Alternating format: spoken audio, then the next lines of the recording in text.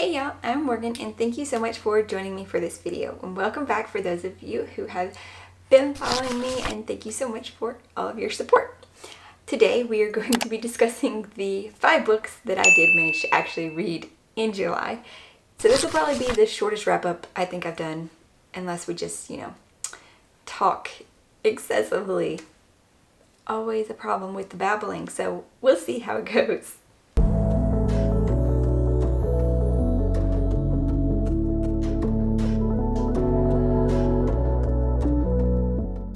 The first book that I finished in July would be my arc of Lost in Time by A.J. Riddle, which is a huge thank you to NetGalley for letting me get this ahead of time because this releases in September. This is going to be a standalone novel, not part of any of his other series, and I thought it was just wonderfully done. I have read the Atlantis Files, something like that, by him, and I liked that, but I still haven't read any of his other series. So I kind of knew a little bit what to expect going into this, but it's still the curveballs this book throws at you because it is a sci-fi mystery type book. It is a definite 4-star read for me. The way it kept you engaged and how he keeps doing like little cliffhangers kind of at the end of every chapter that really makes you want to just keep turning the page, keep going. And the things that are uncovered throughout the book, like part 2 in particular, that was a whole whoa situation. Lost in Time though has 2 main characters, which would be Dr. Sam Anderson and his daughter Adeline, and this takes place in the not too distant future. I think it's only in 2030s. Dr. Anderson is a physicist, I want to say. And him and a group of 4 or 5 of his friends have made a, world-changing discovery, and they have been living in a special city that their group, controls. But on this particular morning, when the book starts out, something catastrophic has happened, and Dr. Anderson finds out that the woman he loves has been murdered, and the police are accusing him and his daughter. Due to circumstances that happen, and it's kind of very mysterious about it, Sam actually ends up confessing to save his daughter because they're like, it's her, we're going to convict her and let you go. So to save his daughter, who's only 17, he confesses because he's like, I'm not going to ruin her life by doing this. What they do now to criminals of a certain caliber, such as like murder, terrorists, things like that, they send them into the past. 200 million years into the Triassic-Jurassic period. So that way, they can't bother anybody. They're gone from society, and there is, no chance of a retrial, anything like that. They're gone. Goodbye. And Sam has come to terms with this. He hates that he's going to miss his children growing up. He knows that he didn't kill the lady. He knows that his daughter didn't kill the lady. This science and stuff, it's not, I'm sure that parts of it, are based on real science and stuff, but I know time travel isn't a possibility, but just the way that it's described and the scientific aspects of things and how they'll argue things from a scientific standpoint, I think that was really well done. Props to him for making it sound real. The next book that I read would be The Bitter Twins by Jen Williams, which is the second book in the Winnowing Frame trilogy following The Ninth Reign. So if you haven't read The Ninth Reign, this one follows 3 main characters: Trumlin the Oathless, Vintage, how do you say her last name? De Grazon, who's a human, and the Fell Witch Noon. Trumlin is an Aboran, which is an ancient race that's, let's say, slightly vampiric. What they lived on before was the sap from their tree god, who in times when the world was in peril, like when they were being invaded by their ancient enemy, the worm people, or Drillia, the tree would drop these huge seed pods which would hatch war beasts, which are giant creatures of mythological combinations: griffins, dragons, giant cats with wings, wolves with wings, things like that. And the Aborans would ride into battle on the war beasts and defeat the Jurelia. And so far they have had 8 reigns, which is what they call when the tree god, dispenses it. After that, though, something happened, and their tree god is seemingly dead. Tourmaline, though, is still young enough. He was a child during the 8th reign, but now as an adult, he travels the world because he doesn't want to stay in his dying home country with people, surrounded by death. He doesn't want to do that. He wants to see the world while he's still alive. And in his travels, that's when he meets Vintage, and he starts working for her. She is an archaeologist who wants to uncover all the old artifacts about the Jurelia and the Aborans and just learn about the world. And through their travels, they find out things that maybe their old enemy isn't as far gone as they think they are. And they also meet Noon, who is a fell witch. So her powers are pretty much, they can draw life energy from people, plants, other things, and create the winnowing flame, which is green flames, really strong. But people around here, though, it's not that they don't like them, but there's an agency that makes everybody afraid of them. And they go around and they pick up girls from all around Sarn, which is the planet, and take them back to the Winnery, where they imprison them forever in cells and that are cold and damp. That way, they can't ever do a flame. And it's a very, very bad situation. But she starts having dreams of the worm people coming back and taking over. And so she finds a way to escape. And while she's out in the wilderness kind of starving, that's when she comes across Vintage. And while Tourmaline wants to kill her, Vintage, of course, sees her as a victim. She's very smart and very nice lady. And so she's like, no, how about you come with us and help me figure out this puzzle? Because that's pretty much what she sees it as. And especially when Noon tells them about the dream, the vision thing, and pieces start to come into place. And so this book is all about them. They're traveling across Sarn, trying to put the pieces together, trying to find out what happened in the other reigns and how they can maybe save Yggdrasil, I think that's the tree god's name, and save the world. The other perspective you get is also Tourmaline's sister, Hestilion, as she is back in Abor and actually doing everything she can to save the tree god. Like, she's trying everything. And it actually kind of takes up all of her mental capacity, and to where you're like, is she even really quite sane anymore? But you only kind of question that in this book. In this book, you fully question, she's lost all her marbles. But, yeah. So continuing into this book, after that one, this one was still about a 4-star read. It wasn't quite as engaging, I want to say. It was good, and it answered a lot of questions, but then it also opened up some questions without giving me enough of it. Like, you find out when Tourmaline and Noon traveled to a distant part of Sarn that pretty much nobody believes is really real. But the history things that you find out because of what Tourmaline finds out, that was really cool. And then Noon barged in, and like, you could have found something else out, but she scared him away.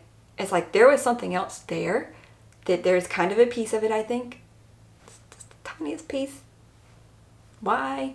World building is my thing, so the fact that that had to be, broken off and it couldn't be explained, I really didn't like that. One more book to go in the series, though, so hopefully questions will be answered. On to that. We shall see. We shall see. Alright, the next book that I finished in July, yes, that's the month, would be Beach Read by Emily Henry. I give this one like a 3.5 because, I don't know, I didn't like it quite as much as Book Lovers. I love the characters in Book Lovers so much. But January and Augustus, no, not quite as much. I don't know. The way January dealt with things was irritating, I suppose. Beach Read is about 2 authors. January Andrews, who is a successful romance author, who has just kind of hit a slump because she doesn't believe in love anymore. This happened after her father's funeral, where she found out that you know, he wasn't who he thought he was. She thought he was, and he was like her favorite person in the world. And then the relationship with her mom kind of got a bit rocky after that because, you know, her mom's grieving and couldn't confront certain things. And this rocked her mental state, so she couldn't be this perfect picture happy person back in her own world in New York, so her boyfriend dumped her. Because, you know, after her dad died, she couldn't be uber sparkly happy anymore. She said it, you know, as one thing she said in the book was because they couldn't shine for each other, and that's what, you know, they did through their whole relationship. 6 years, you two guys are together, and mostly what you did was just try to be overly, you know, sparkly for each other. How are you going to be with somebody for 6 years and not have any real depth happen at any point? Come on. That's not realistic. You're going to have a mental breakdown at some point during those 6 years, especially you're a writer, and she says like her writing process involves normally her, you know, buckling down in sweats and eating mac and cheese. You gonna tell me, you know, in that process before he saw you sparkling and you guys were fine? No. Okay, but moving on.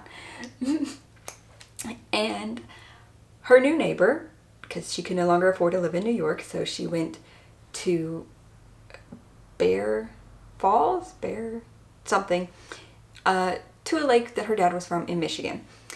And her new neighbor is her college rival somehow, Augustus Everett, and he is an acclaimed literary author.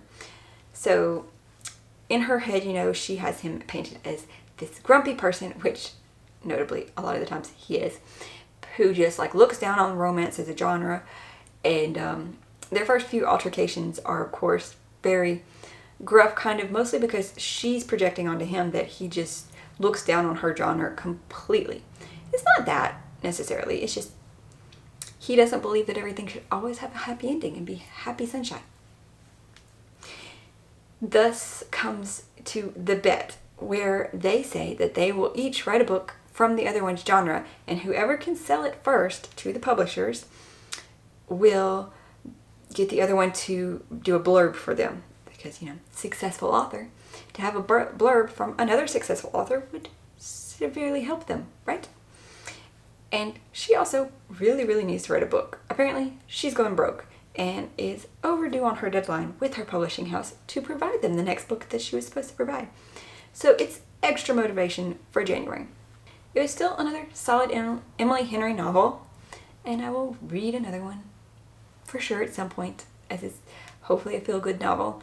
My next big book that I read mostly on the planes coming back would be Leviathon Wakes by S.A. Corey? James S.A. Corey, which is, of course, a pen name for two authors working together. And this is the first in the Expanse series, which I have been wanting to get to for so long. In this series, which takes place an untold amount of time in the future, several hundred years, I'm not sure. Humanity, though, has made it off of Earth. We are living in space. Not all of us. Earth is still here. Way overpopulated. We have colonized Mars. Mars now thinks of itself as its own, you know, planet. Martians do not consider themselves from Earth. Nothing. They've been there enough generations that the governments don't like each other. So yeah, that tells you how much time. And after Mars, with the invention of a special kind of spaceship drive, they were able to go further. And now they have started colonizing the large asteroids in the asteroid belt. And it has also been enough time that those people feel that they are a different breed as well and have animosity towards what they call the inners, which is Mars and Earth. But Mars and Earth both use the belt as a resource gathering place to get fresh water and other things. And humanity has gone even further a little bit by colonizing some of the moons around Saturn, maybe Jupiter. I think it's mostly Saturn. Either way, as we start the book, we are seeing from one perspective, and as something bad has happened on their ship, and then it jumps to our main characters, which would be James Holden, who is an Earther, and Detective Miller, I don't remember his first name right now, who is a Belter. And he works on Siri's station as their police security. They don't really have police, kind of. They call themselves police, but they are private security firms because there's no quite government. There's a mayor who's, put in place by Earth, and the security firm is hired, or is an Earth firm on Ceres to keep the order. And as they say a lot, there is no laws on Ceres, there's just police. So, they just try to keep the peace, and if somebody does something and the justice is to throw them out the airlock, they'll throw them out the airlock and feel nothing about it because they're like, it's justified.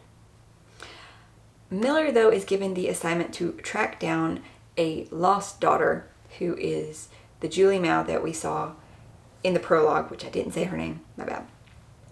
But she's a little rich girl who went to join the cause in the belt and cut off ties with her family, but he's told to find her and ship her back home. Pretty much a standard kidnap operation, as they say. And he's, mostly okay with that, whatever. But it's supposed to be a side job for him, but somehow he gets more and more invested into it until pretty much this is all he wants to do. He wants to solve the mystery of what happened to Julie. And this leads him to several realizations, learning things, traveling far past Ceres. In the meantime, in Holden's chapters, he is the XO, which is like the second officer of the Canterbury, which is a water ship that goes around to asteroids and comets in the belt and gathers them into the ship to take them back to Ceres or one of the other big stations to provide water to the station. That is how the Belters get their water, is mining the asteroid field. They receive a distress beacon and travel out to the ship, which you later find out was Julie's ship, the Scorpia. Scorpia?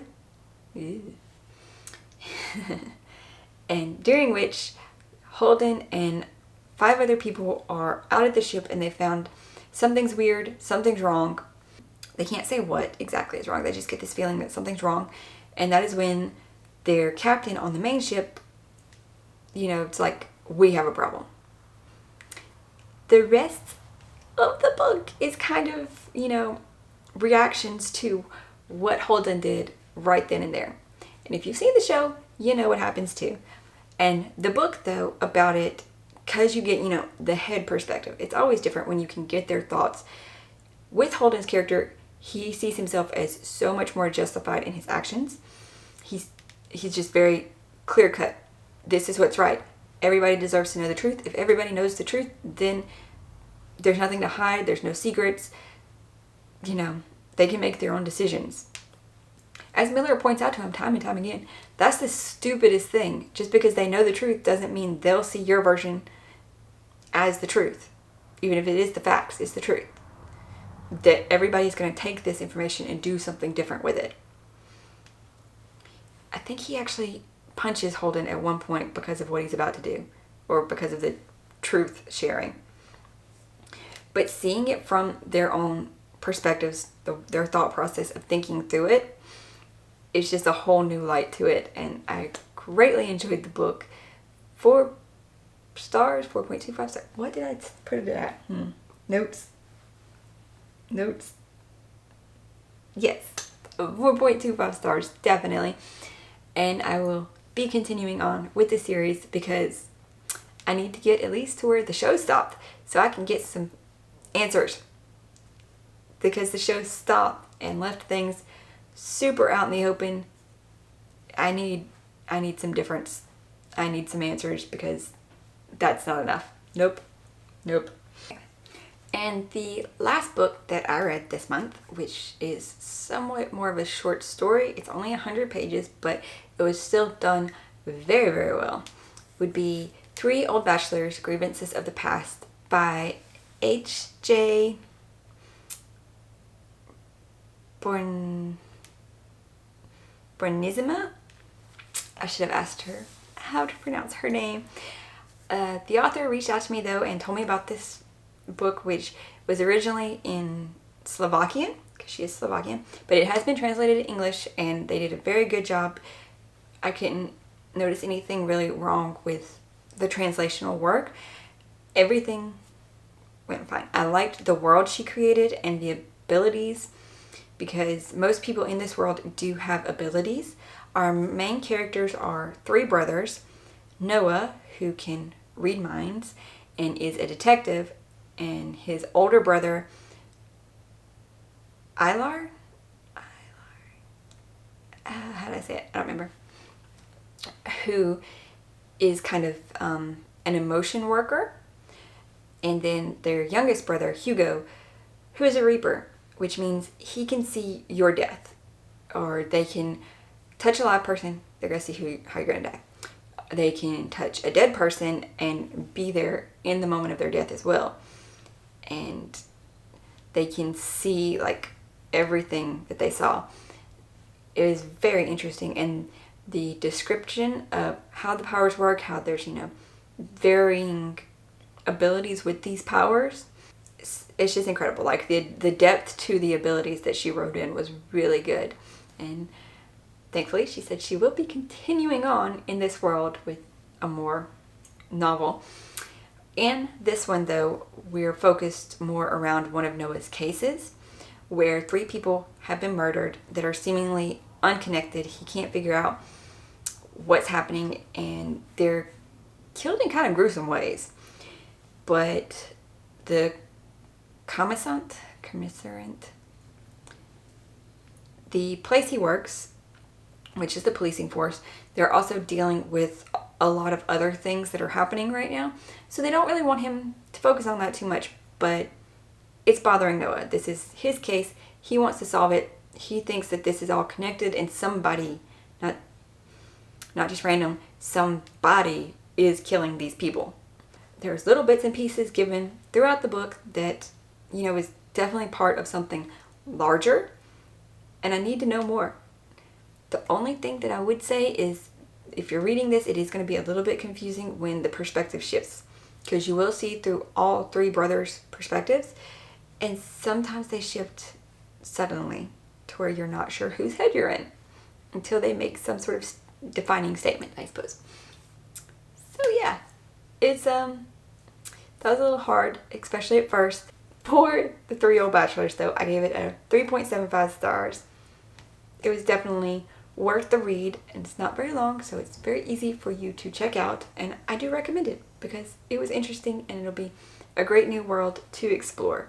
I definitely didn't finish my July TBR, but as I said in that video, I didn't plan on it. I rolled for 7 books, and I was like, okay, these are just what I'm going to pick up. And then I ended up adding, another book anyway without finishing those. Am I sad that I didn't get to some of them? Yeah, because I did want to, but I did get to Leviathon Wakes, which was really up there on my list of, I need to read this. I want to read this. I've been having it on my list for so long. So oh well. My last video though, since we have finally hit 100 subscribers, thank you guys so much for that. I announced a special giveaway thing, so if you want to go check out that video to figure out how you can enter, please go back and watch the Fairy Loot unboxing and see what the terms are for the giveaway. And I'll be announcing the winners in a week, because this comes out on Saturday.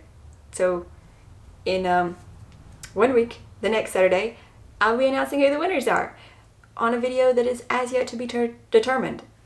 I don't know what that video is going to be. I think it's planned on the calendar, but I don't remember right now. Thank you guys if you've stuck with me through this whole babbling brain fart video. It means the world to me that you guys are subscribing and watching and sticking with me. And if you haven't subscribed, please consider joining our little community. It's growing and it's so exciting, and I'm so happy. I can't say thank you guys enough. I really can't. And I hope that you guys are having a lovely weekend, and I will see you in the next one. Bye.